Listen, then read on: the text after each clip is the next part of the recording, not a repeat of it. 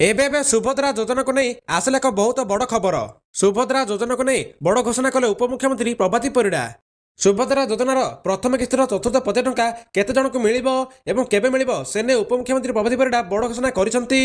तो सुभद्रा योजनार चतुर्थ 50 टंका केते जन को मिलिबो एवं केबे मिलिबो से ने कोन रहिछि अपडेट चलंतु जानिबा।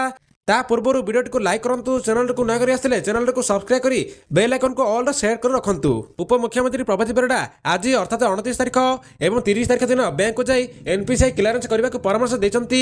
तो उपमुख्यमंत्री प्रभाती परिड़ा कहचंती जेते शीघ्र महिला माने एनपीसीआई क्लियरेंस करिवे तो सेते शीघ्र पैसा मिलिबो।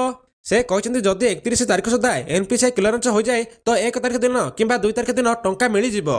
तो दर्शक बंधु जदि फेलर महिला हितकारी मैंने 29 तारिख अर्थात आज एवं 30 तारिख भितर बैंक को जाए एनपीसीआई क्लियरेंस करछंती तो 1 तारिख किंबा 2 तारिख रे टंका मिली जिवो। तो यह थिला सुभद्रा योजना को नहीं बड़ अपडेट। जदि वीडियोटी भल लाइछि किंबा इन्फॉर्मेटिव हेछि ताहाले वीडियोटी को लाइक करंतु, चैनल को सब्सक्राइब करी समस्त को वीडियोटी निहाती शेयर कर दियंतु।